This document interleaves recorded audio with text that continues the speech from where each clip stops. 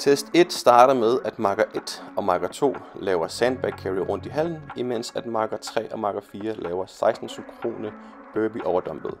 Når de mødes igen, starter de med at lave 16 synkrone dumbbell snatch. Her skal atleterne være i fuld lockout i toppen af bevægelsen samtidig. Herefter bytter de, så marker 3 og marker 4 laver sandbag carry rundt i hallen, imens at marker 1 og marker 2 laver burpee over dumbbell.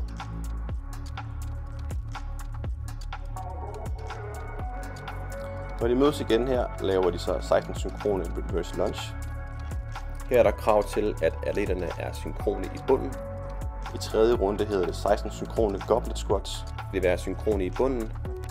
Og i fjerde runde 16 synkrone shoulder to overhead. Synkrone i toppen. Test 2 er et kompleks bestående af 1 clean, 3 front squat og 1 shoulder to overhead. Det er valgfrit, hvilken form for clean man laver. Og det er også valgfrit, hvordan man får barbellen over hovedet. Man må lave så mange forsøg, man har behov for, og der vil være 2 stænger til rådighed per hold. Herefter er der 1 minuts rest, og vi går direkte over i powerdelen bagefter.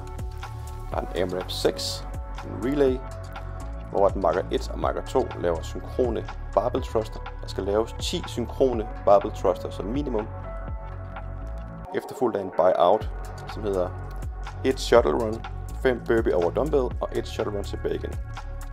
Herefter bytter de. Er det som eksempel ikke muligt for de 2 atleter at lave de 10 synkrone barbell thruster, så lægger de barbell ned her og laver en straf, der hedder 5 synkrone burpee over barbell, og fortsætter op til minimum 10 thruster. Og det er selvfølgelig også tilladt at lave mere end 10. Når der er lavet som minimum 10 thruster, så afslutter man endnu en gang med buyout. Det er antallet af barbell thruster, der giver den samlede score. Test 4 starter med, at 3 forholdet laver one arm swivel press, imens at 1 forholdet laver wall walks og kalorier på eco-biken. Når alle mand er færdige, går 3 mand ned og laver 20 synkrone dødløft. Tilbage igen og udfører den samme bar in.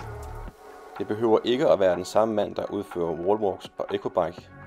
Der må man gerne bytte imellem hver runde.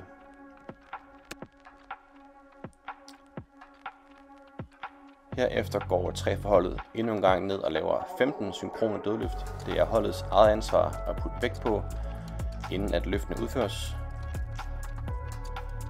En godkendt rep, det er, at der er fuld lockout i toppen af bevægelsen samtidig.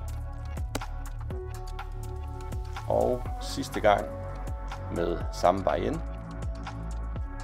Tilbage igen, ny vægt på, og afslut med 10 synkrone dødløft.